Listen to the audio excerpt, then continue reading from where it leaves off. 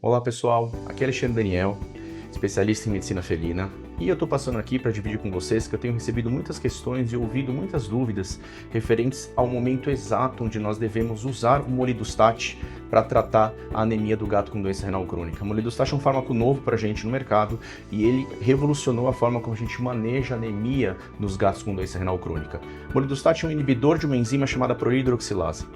Prolidroxilase, ela faz o quê? Ela impede a dimerização de duas frações do chamado fator induzido por hipóxia.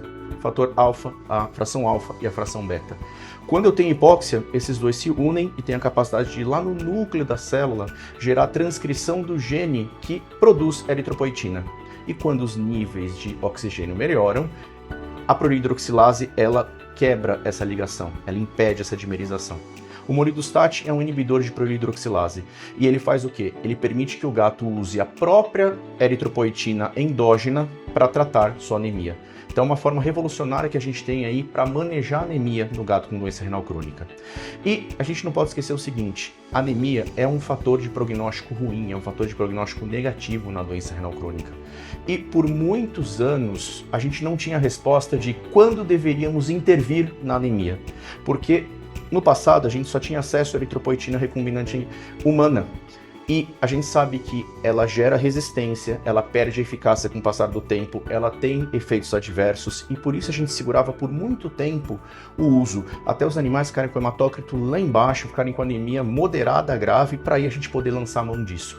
E por muito tempo a gente não tinha resposta de quando deveríamos utilizar a eritropoetina ou quando deveríamos começar a tratar a anemia do doente renal crônico.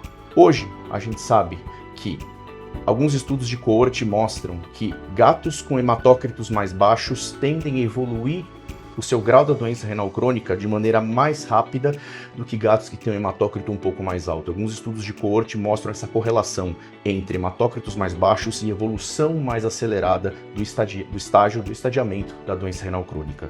Por isso, em 2025, a IRIS fez uma atualização nas suas diretrizes de abordagem e manejo de tratamento de cães e gatos com doença renal crônica. E falando especificamente do gato e especificamente da anemia, hoje, as diretrizes da IRIS, elas recomendam a intervenção no gato com doença renal crônica quando o hematócrito chega em 25%.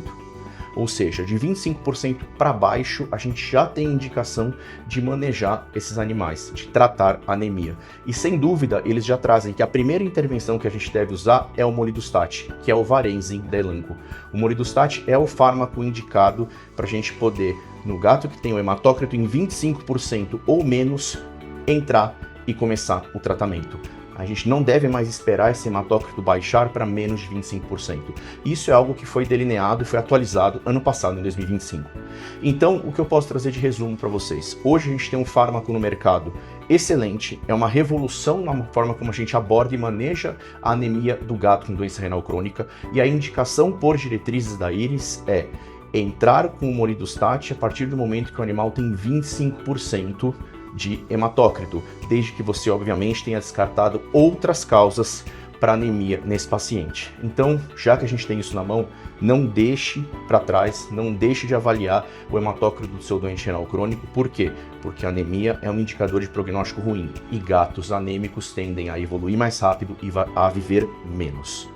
Espero que essa informação tenha sido útil para vocês. Fiquem de olho que junto com a Elanco a gente vai trazer alguns esquemas bem legais em forma de fluxograma sobre como e quando a gente deve manejar o gato com doença renal crônica. Obrigado a todos.